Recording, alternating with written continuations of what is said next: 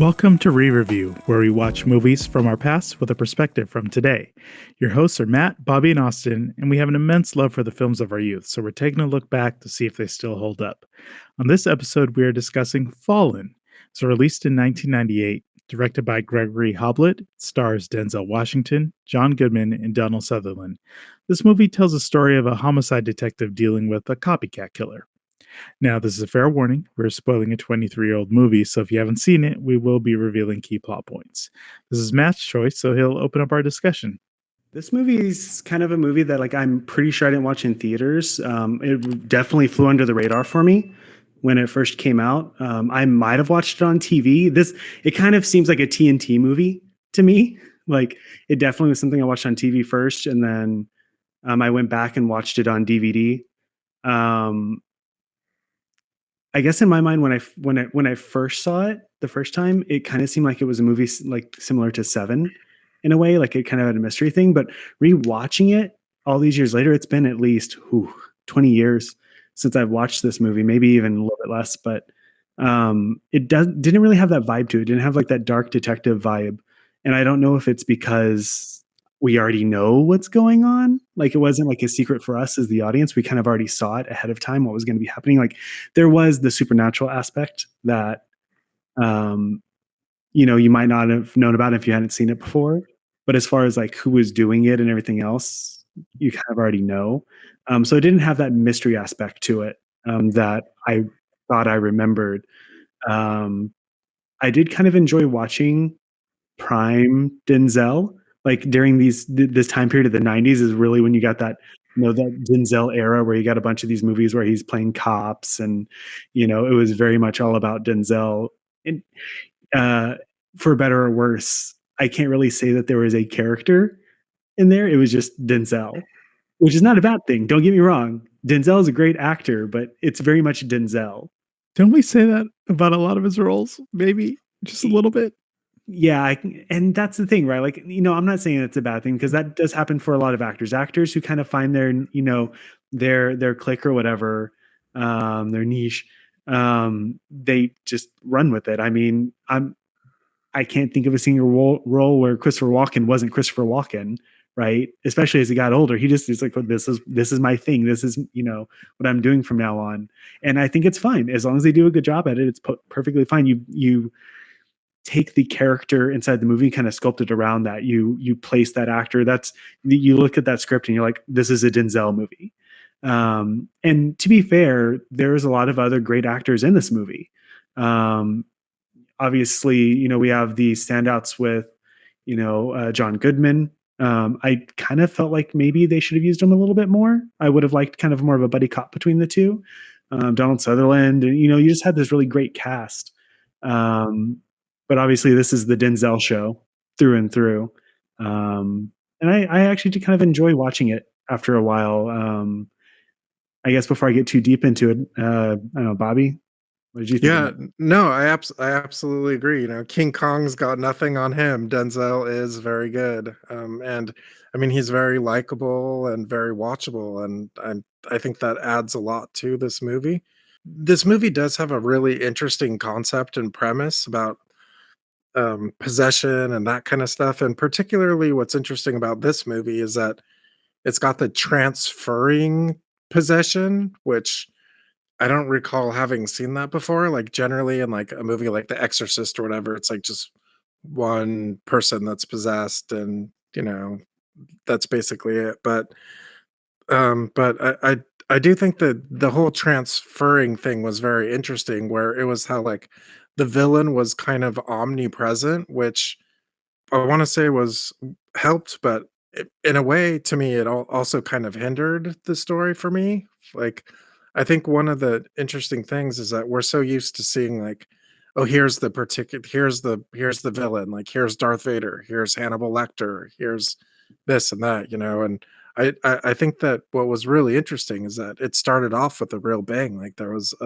Elias Koteas, who I thought did a really, really great job, and he was a really great actor. And then it turned out to be like just a heartbreaking kind of thing where, like, okay, like Elias Koteas wasn't really the it was kind of like maybe a metaphor for for like mental illness or something. Like he really wasn't like the entity who was the villain. It was like something else that had possessed him. And going back to how they transferred from one person to the other person, I thought that was really interesting. And then even the cinematography behind it, where they had like a flying, like, cat eye, fish eye, kind of like yellowed camera, like demon cam point of view kind of thing. It was a I very like like Demon Cam. MTV is like a very MTV music video that you would see in the 90s. You'd see effects like that where they would go kind of out there with Yeah, it with looked the like look of it.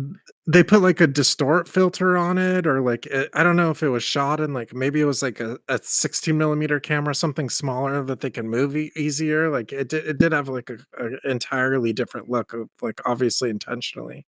The transferring, I think, was very interesting. How basically like you didn't have one main villain, but I mean like it is kind of frightening having like all sorts of different villains, and then it plays into all sorts of other different issues. Like, okay, like he can go into another person and then, like cause all sorts of issues. But I mean, I do think that it was kind of like a fresh take on the possession idea. Was there something before this film? Well, you mentioned The Exorcist, but I guess you're right. I can't think of anything else that approached it in this manner. Where if for a moment I was sort of thinking, like biblical references. Was this the demon legion? Especially when it was transferring to multiple, I was like, oh, maybe there's more than one. I thought that's what was happening at some point, and I know we were in the dark about what was happening initially. You get that overhead shot when they initially execute the you said Elias is his name. They Azazel is the name of the demon. Azazel is the name of the demon, and they execute the human who he was possessing, and you have that moment when he shakes Denzel's character's hand, and he's essentially trying to possess him, and he can't.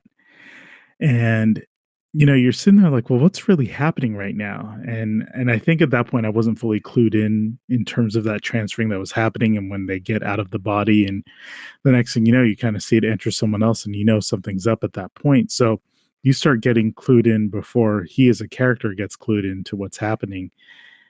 And I think as you go through it, I found myself in that place where I was definitely rooting for his success, to figure out what was happening, with the character, what was happening. Because as a homicide detective, the idea for this John Hobbs character is essentially solving the mystery. And I was here for, yeah, let's solve this mystery. I watched Scooby Doo.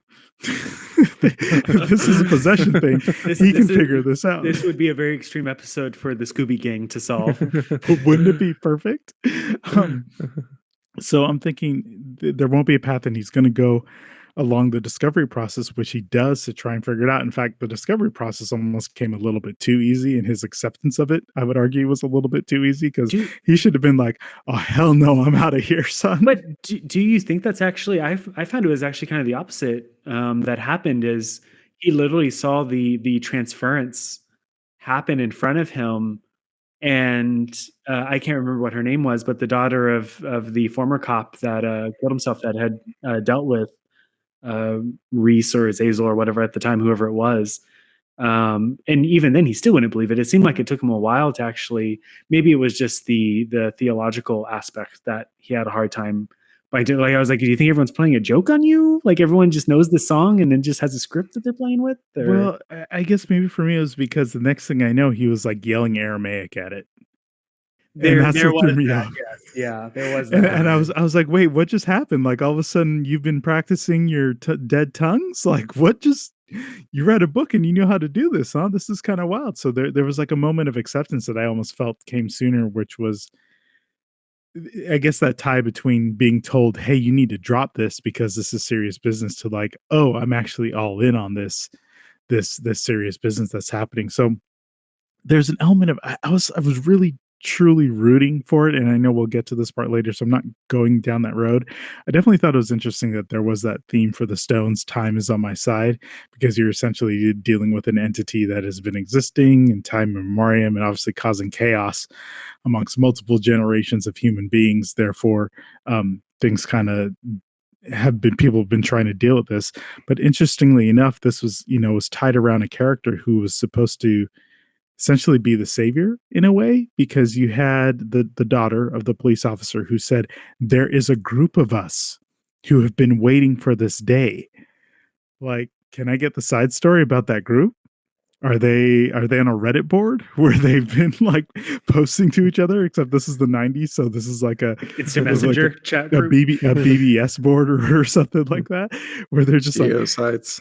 yeah, let's watch out for the demon spawn and work together for all this. I think there was some more on the back end that I don't know that him as a character by himself, the John Hobbs character, even though positioned to be the thing that was going to save everybody, it still didn't happen because maybe there was a group effort that was needed. Or maybe, I know the story ended up going down a path and we ended up learning very early on that animal possession was a thing, which I felt messed everything up. But Surprise, it, yeah. yeah, it kind of They started off that way. They started off with the end of the movie at the beginning, and it was like the time I died or almost died, and as soon as they show the cat possession in the middle of the movie, like, okay, well, it's not limited to humans, and so like when you kind of figure out what the plan is, you already know that it's going to go sideways. Like, I guess they're hoping you had forgotten at that point, I guess was the expectation. But when I saw that, my immediate thought was, "Oh, this is it. Like, it's what it is." Okay, so answer me this: did we learn why he couldn't possess Denzel? I can't remember what her name is. Greta. Sorry, John Greta. Hobbs. She had made mention of it, but I have a hard time remembering what it was, and it bugged me because it was almost implied that, I don't know, maybe he had some sort of like special trait or something that made it impossible. In my mind, I'm thinking it's like the Force, right? You can't mind trick. That you could only do a mind trick to the weak-minded, right? Like, yeah, I was trying to think the exact same thing myself. So that logic applies until it was like demonizing the whole street around him, and I was like, "Wait a second." So he is again coming back to the idea of him being the chosen that could solve this issue. I was like, what really is making him special here? Like, I was waiting for his divine right to come on from on high. They probably should have shown light on him with like a dove flowing over, and I would have been like, oh yeah, this makes sense. I don't know, maybe and I'm sure there's probably an exact reason, and somebody's probably shouting at us right now, No, 100. actual reason or whatever. But I guess maybe the initial is maybe just because he didn't believe in that aspect, maybe because he didn't believe in potentially, like, he claimed he was religious or whatever, but he clearly didn't jump on board right away, even though he saw something extraordinary happen in front of him. So maybe his lack, because he did get possessed at the end. Now it was the stronger form of I know we're going straight to the end now, but it was a stronger form where he had to die, or the body had to die, and then he was able to take him over. But it's not like he was impossible to reach. And like you said, he went through how many people, especially during the chase scene when he was chasing the daughter. I mean, you're telling me all of them were weak-willed, every single person? And what happens when he touches somebody who's strong? Like, does he get a bounce back? Or, I kind of feel like it was just plot armor more than anything else, to be honest. They didn't really go in depth, and maybe they didn't need to, but it did bug me a little bit while I was watching it. I will say, though, that I do appreciate the one thing I appreciated the most about this movie from beginning to end, and I can't say it was 100% on point the entire time, but I did appreciate that there were rules to not only the possession, but how you could potentially kill him. That they established you can only go so far, and all this other stuff, whatever, to kind of set up. I'm pretty sure most of the rules that they're, breaking out was just complete BS or whatever. It sounded like it might be legit from, some theological source or whatever. But Mhm. I did appreciate the fact that, it wasn't completely omnipotent. It kind Yeah. of felt like at least there was a fighting chance against them or against him. So I did like that fact. It helped the story, I think, get to at But least. was at any point where you I guess when was I supposed to be afraid in this film? Like, was it supposed to be a scary movie or Yeah, like I I think there was a point as we talked to getting closer to the ending where it was just kind of like, well, I see the things that are happening, and again with the cat position, I was like, okay, this is a path that it's going, and the idea of demons in movies usually is along the line of like instilling fear, or especially psychological fear, and I just maybe didn't feel it as much in this one. it, the funny thing about it is again, I kind of at the beginning I said that when I first watched it in my mind, I linked it to Seven, that very detective-esque story or whatever, and it had horror elements in it. There's a part of this that I think that potentially could have, but the murder aspect of it was very. I mean, the fact that he used a syringe and drugs rather than guns, knives, whatever. Obviously, he would kill people, via that means, but his preferred method was to stick someone with a needle, inject them, and then arrange their cereal bowls. Um, so there, it was missing the elements that you would see in a typical detective movie like Seven or Saw or something like that, where like you could have horror-esque elements that could make it a little bit scarier. But I guess it was more for the psychological aspect. Like, if psychologically, I guess it could be scary, just the aspect that you could be taken over via touch, especially the last shot. That was kind of the thing that kind of got me into it, is the idea of seeing just this crowd. And it was kind of like, I think I even Mhm. thought when we were watching, is like the idea of the Matrix with the agents, right? Where you could just you could be somebody's mom, and all of a sudden, like, you're taken over by Smith. Same thing with this. You could just be walking down the street. Next thing you know, you get touched, and now you're possessed and don't even know it. That was the thing, is like you had no memories of it, and your life could get ruined. You could murder someone. You could get, any number of things could happen during the possession. But I don't think that they were ever really going for actual scary. I don't think. I think I just heard that this movie inspired The Matrix. That's exactly what this was. 98. So there's one This is year. 98. Right. There's 1 year. I The kid. Well, it That's is funny. very like zombie body snatchers kind of idea like that. But I felt the same thing. It was more like just the idea of it is scary, but like it wasn't like, oh, I'm sitting here scared, like, but the idea of it is very interesting. Like and you'd think it's scary, but it's not like outright like, oh, like jump scare kind of situation. And I did, to be fair, and it was a thought that I had, especially as I was watching it. Had they made this movie slightly differently, like they focused on a very specific aspect of the story. Maybe if the story had shifted pre him getting caught the first time, and it was purely a detective story, and you know, I do get it. Like, it would eliminate the whole aspect of the demon and everything else or whatever, but it would make it more focused on the mystery, the detective. Because I mean, he had to actually catch him, which begs the question how he caught him in the first place, and how this guy never transferred out of, like, he just stayed. He was just like, I don't know where this was supposed to be taking place, but if it couldn't have been California, because he would have been on death row for like 30 years. So he definitely was there for 30 years for his death penalty. Um, I do find it kind Thank of you. weird. Thank you for pointing out that hole. What in the hell? He was just chilling there. I don't even understand it, because you're right. He could have switched at any point, Well, and I Homeboy think would have just been like, "Why am I in jail?" Well, I think part of it was like just ruining and destroying lives, right? He wanted to destroy Reese's life, so like complete it to because I don't think it was only about Hobbs. I think it was about just destroying life in general, right? Like he got this guy Reese, completely like turned him into a psychopath murderer, and then followed it through all the way to the very end, and not like leave him. And then all of a sudden, Reese is like, the actual Reese is like, hey, well, I don't know what the dude was like before. Maybe he was a psychopath killer before. And then Azazel is just like, oh, yeah, let me just inhabit this already killer. But if it's just like a normal dude, and then he wakes up and is like, hey, wait a minute, where am I? Why am I in jail? What's happening here? Then that borderline sounds like a much more interesting movie, to be honest.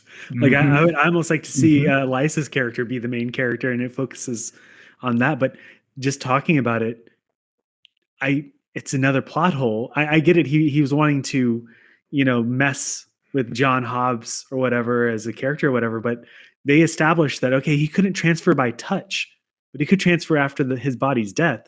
Why didn't he transfer after his body's death in the execution? Why did he jump into guard dude instead? He Mhm. could have Mhm. totally just gone into John Hobbs right then and there, movie over. Well, I got the impression that he couldn't. He couldn't from touch or from So what changed?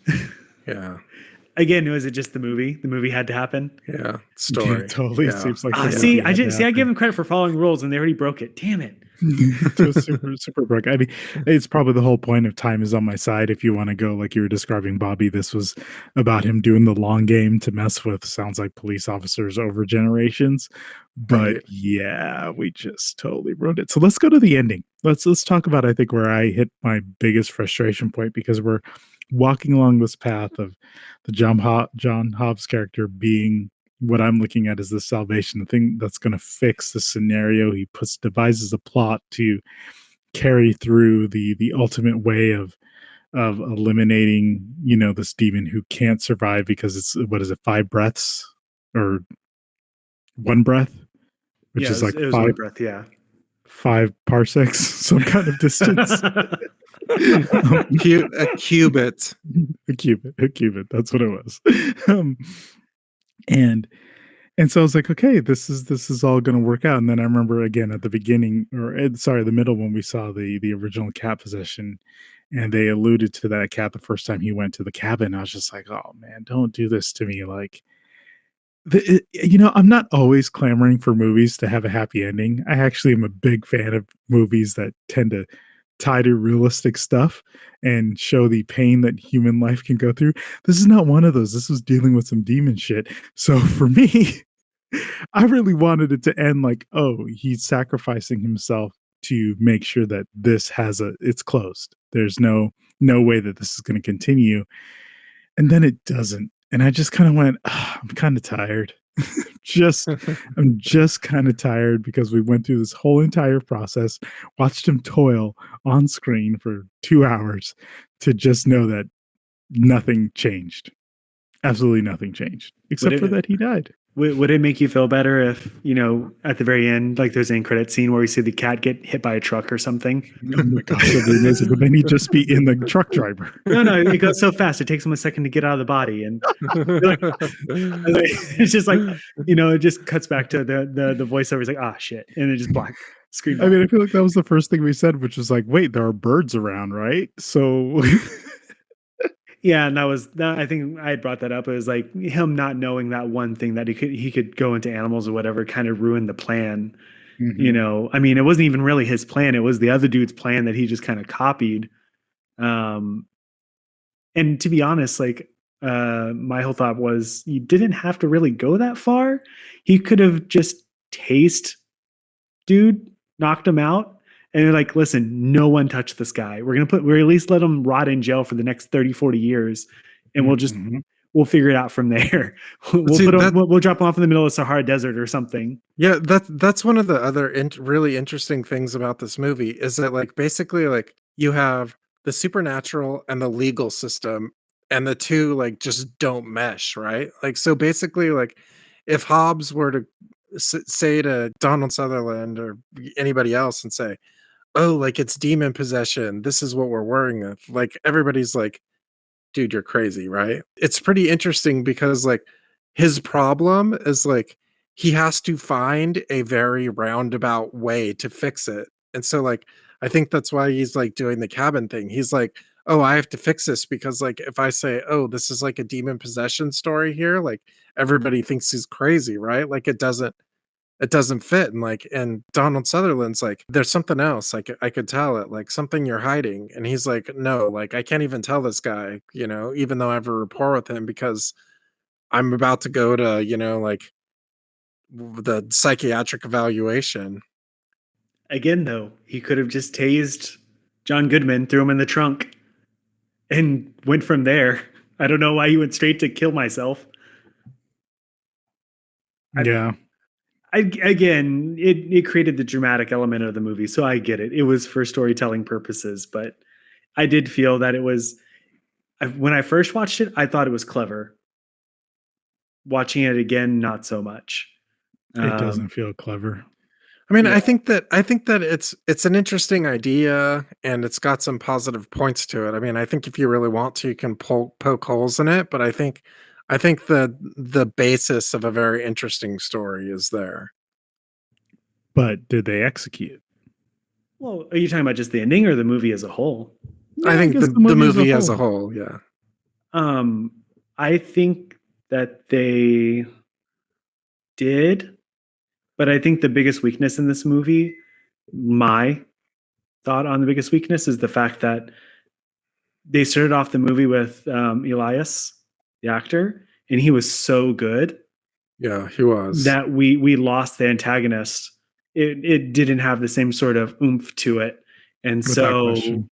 we didn't really have that that character looming over. Like I like the fact that it could be anyone, but at the same time, and don't get me wrong, all the actors, whatever, did a decent job in mimicking, the way that he spoke and everything else. But it did kind of lose it in that aspect. It was a good concept.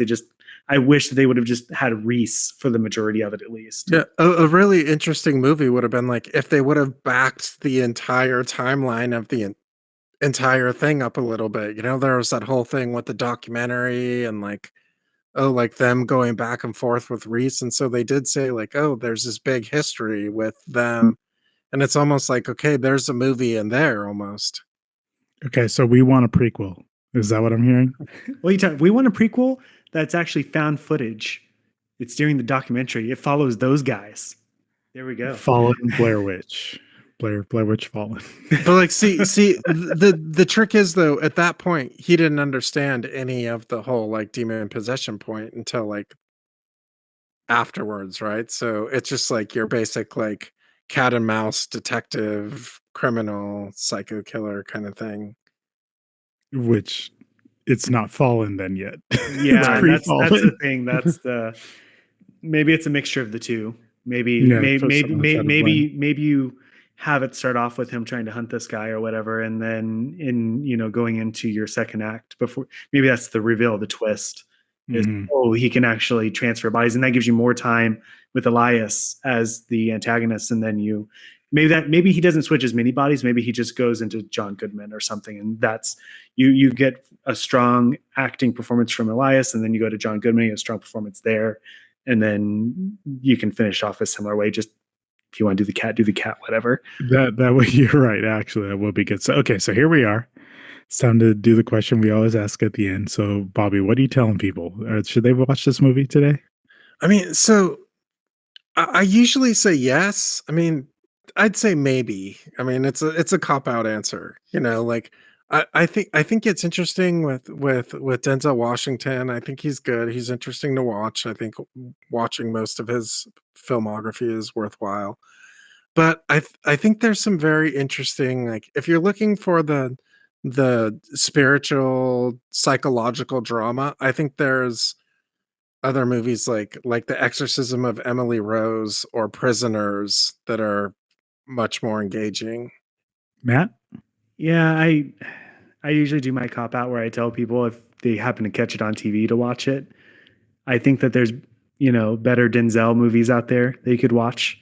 And if you want something in the same vein with this detective noir story trying to track a mysterious killer down, just watch Seven. Yeah, I'm not afraid to say it. Just pass. Just pass. You heard all of it. We talked about it. You actually go watch the trailer, because if you watch the trailer, you will learn everything that we discussed in this film. I'm shocked the cat wasn't in the trailer. Actually, yes. So there is a cat. It gets possessed and it ruins the entire movie. So, as always, thank you so much for listening. And remember, without pizza and other fine Italian foods, there would be no happiness.